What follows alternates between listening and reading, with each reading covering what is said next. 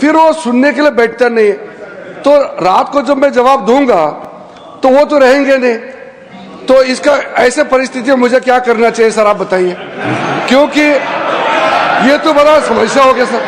कपिल जी, एक minute, 1 second sir जैसे कि एंड आप कहते हैं कि देखिए औकाफ में 8 लाख एकड़ है। अरे भैया, आपके हिंदू टेम्पल्स में भी इतनी संपत्ति है, वहां आप क्या कर रहे हो? बाकी स्टेट्स में देखो ना। अच्छा, और ये नहीं कि हर धर्म में सुधार नहीं होना चाहिए, उतार होना चाहिए। मैं आपके साथ सहमत हूं, हिंदू धर्म में भी सुधार लाना चाहिए, ना, हिंदू धर्म भी सुधार लाना चाहिए। अंडर हिंदू धर्म, एक मिनट, हिंदू धर्म, मैंने आज तक किसी को टोका नहीं, मैं केवल छोटी सी बात रख रहा हूं आपके सामने। हिंदू धर्म में भी सुधार होना चाहिए। अब हिंदू धर्म के अंतर्गत अगर कोई सेल्फ एक्वायर्ड प्रॉपर्टी हो तो वह अपने बेटों को दे सकता है, बेटी को नहीं दे सकता। कहता है मैं नहीं दूंगा अपनी बेटी को।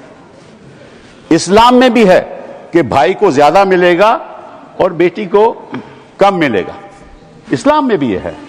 वहां वक्त से द्वारा सुधार हो सकता है, यहां कोई सुधार नहीं हो सकता। तो आप अगर महिलाओं की बात करते हो तो एक कानून लाओ कि हिंदू लॉ में कोई अपनी सेल्फ एक्वायर्ड प्रॉपर्टी केवल बेटों को नहीं दे सकता, वहां महिलाओं का हक होना चाहिए।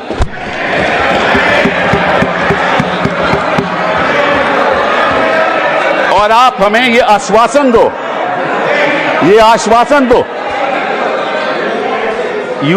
you make a commitment in this house that you will bring a law which will protect the right of daughters when they want to give away their self-acquired property. दूसरी बात ये मैं आपके सामने रखना चाहता था। तीसरी बात मैं आपने सामने रखना चाहता हूं। आपने कहा, और ये बात आपको वैसे जाननी चाहिए, शायद मालूम नहीं आपको बताया या नहीं, लेकिन ये जो बोर्ड है ये स्टैट्यूटरी बोर्ड है, पहले भी था। इसमें कोई नॉमिनेट नहीं होता था। मैं आपको बताता हूं क्या वो स्टैट्यूटरी बोर्ड था। Most nominees were of the government, पहले भी। MPs are there, judges of Supreme Court, High Court, civil servants were there, and the chief executive officer of the board is a civil servant. Government can give directives to the board and even supersede it. Tribunal members are nominated by the government. ये तो पहले स्थिति थी। तो अगर सरकारी यहां नियुक्ति थी तो गलत कौन काम कर रहा था? आपने उसको क्यों सुपरसीड किया? सब नॉमिनी क्यों आपने रखवा लिए? अरे भैया, पहले भी तो स्टैट्यूटरी बोर्ड था, तो आपने प्रावधान क्यों लाया? ये अगर कोई गलती हो रही थी तो मुतवल्ली से हो रही थी। होता क्या था कि मुतवल्ली इसी वक्फ में अब डील कर लेता था और उसकी वजह से ये मिसमैनेजमेंट होती थी। आपको उसको ठीक करना चाहिए था। हम भी आपके साथ हैं। पहली बार मुझे याद है, आई थिंक इट वाज 1954, कि तमिलनाडु के ब्राह्मण ने एक कहा कि हमारे यहां मंदिरों में बड़ी गड़बड़ हो रही है, और उसकी वजह से 1954 एक्ट बना। तो गड़बड़ तो सब जगह होगी, आपकी सरकार में भी बड़ी गड़बड़ हो रही है, वो भी हो रही है, वो ठीक है, वो तो गड़बड़ तो होती है। तो अब आपने क्या किया? अब बड़ी इंटरेस्टिंग बात है, आपने क्या किया? आपने कहा कि भैया अगर कोई, सर देखिए, आपने सबको 15-15, 20-20 मिनट दिए, मुझे 10 मिनट दे दीजिए, ज्यादा नहीं मांगता मैं, थोड़ा सा। सर कपिल जी, हम मुद्दे की बात कर रहे हैं, हम कोई पॉलिटिक्स की बात नहीं कर रहे। नड्डा जी ने कहा कि यहां कोई पॉलिटिक्स की बात नहीं हो रही, क्योंकि देश के भविष्य का सवाल है। Sir therefore the other thing I want to say कि पहले क्या होता था कि ये जो वक्फ प्रॉपर्टी पे इंक्रोचमेंट होती थी, अनऑथराइज्ड इंक्रोचमेंट होती थी, लोगों की अनऑथराइज्ड इंक्रोचमेंट, और सरकार भी इस पे कब्जा कर लेती थी।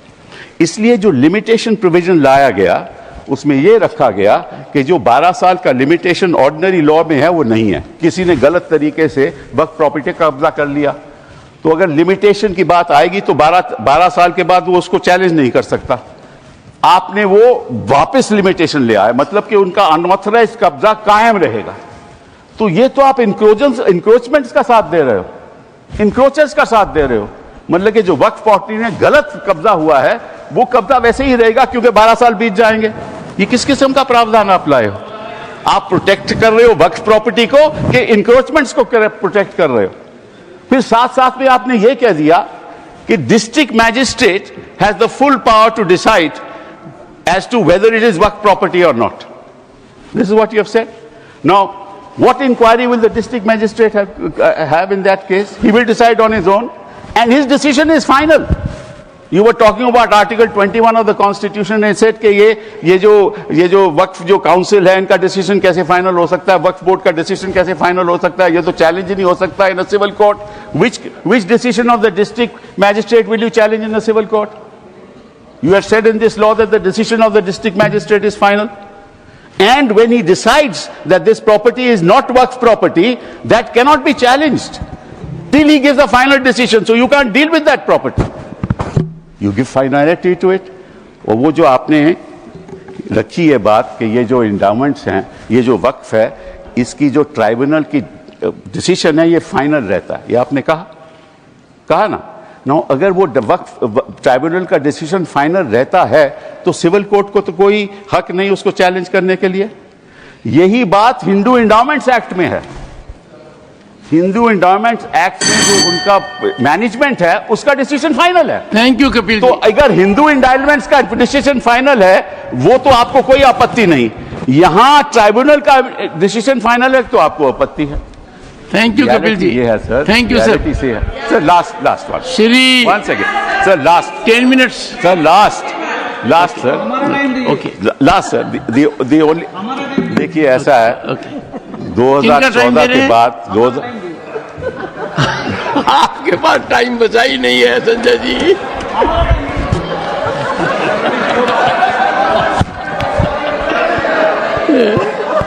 Kapil ji Sir, just give me a minute. Honorable members. Sir, just 1 second. Kapil ji. One second, sir. 1 second. What is the fact of the matter is the problem. 1 second, Kapil ji. The Honorable Parliamentary Affairs Minister. Sure. मैंने honourable chairman साहब पिछली बार भी कपिल सिब्बल जी जब यहाँ बोले थे तो मैंने कहा था कि सीनियर एमपीज बैठ के हमारे साथ में डिबेट डिस्कशन में हिस्सा लेगा तो हम लोग अच्छा लगता है। लेकिन प्रॉब्लम क्या है कि वो कई बातें बोल करके सीधा चले जाते हैं, क्लैरिफिकेशन नहीं सुनते हैं। उनके बोलने से पहले 1-2 लोग बोलते हैं तो वो जरूर सुनते हैं, मगर उसके बाद वो कुछ ऐसा सवाल रख करके चले जाते हैं, फिर वो सुनने के लिए बैठता नहीं। तो रात को जब मैं जवाब दूंगा तो वो तो रहेंगे नहीं। तो इसका ऐसे परिस्थिति में मुझे क्या करना चाहिए सर, आप बताइए, क्योंकि ये तो बड़ा समस्या हो गया सर। कपिल जी एक मिनट 1 सेकेंड सर, जैसे कि उन्होंने बड़ा, क्योंकि उससे सीनियर होने के नाते उसका सूझबूझ समझ, उसका इंटेलेक्ट को तो मैं चैलेंज नहीं कर सकता हूं, लेकिन जैसे कन्फ्यूजन बात करके चला गया। उन्होंने 4 स्टेट का रिलीजियस जो लैंड है उसको वक्फ का साथ में कंपेयर करके कंफ्यूजन करके चला गया। वक्फ प्रॉपर्टी रिलीजियस प्रॉपर्टी नहीं होता है, वक्फ प्रॉपर्टी अलग है, वो सिविल है। यहां उन्होंने एग्जाम्पल गलत देख के चला गया। फिर बोलता है कि मेरा जमीन मेरा प्रॉपर्टी है। आप कौन होता है कानून बनाने वाला? मैं इसलिए बोल रहा हूं कि वो चले जाएंगे। वो सर नहीं, डॉक्टर अभिषेक सिंह भी चले गए हैं। अभिषेक जी तो चलेगा, अब मैं क्या करूं, रोक नहीं सकते सर। वापस आएंगे क्योंकि विप है, because of whip he will come वापस सर। तो जैसे कि सर मैं इसलिए बोल रहा हूं चेयरमैन सर, जैसे कि उन्होंने कहा कि जमीन मेरा है, तुम कौन होता है कानून बनाने वाला? तो जब कोई ट्रस्ट बनाता है तो ट्रस्ट को कौन चलाते हैं, उसका निगरानी कौन करता है? Charity commissioner. तो आप बोले कि मैं हिंदू हूं, मैं हिंदू एक ट्रस्टी हूं, तो चैरिटी कमिश्नर में तुम मुस्लिम नहीं आ सकते हो, क्रिश्चियन नहीं आ सकते। ऐसा हो सकता है कि इस देश में देश कानून से चलता है। आप बोलते हैं मेरा मर्जी होगा, इसका मतलब क्या एक मिनिस्ट्री मुसलमानों के लिए अलग मिनिस्ट्री बनाना है और हिंदुओं के लिए अलग मिनिस्ट्री डिपार्टमेंट खोलना है? आप कैसे बात करके जा रहे हैं इतना सीनियर होते हुए? आप इस तरह का देश में एक कानून सबके लिए चलेगा तो ये देश के लिए अच्छा होता है। मैं डिटेल में जवाब दे सकता हूं, मगर ये मेरा रिप्लाई का टाइम नहीं है। लेकिन आप चले जाएंगे, इसलिए मैंने कहा कि इस तरह का आप बात रख करके चले जाएंगे, बाद में आप रिप्लाई नहीं सुनेंगे, फिर अधूरा हो जाएगा। इसलिए मैं ये कह रहा हूं। ऑनरेबल फाइनेंस मिनिस्टर, पड़ेगा सर मुझे। आई कम टू यू, मैं भी बीच में एक बार बोलूंगा। I come to you, honourable finance minister. Sir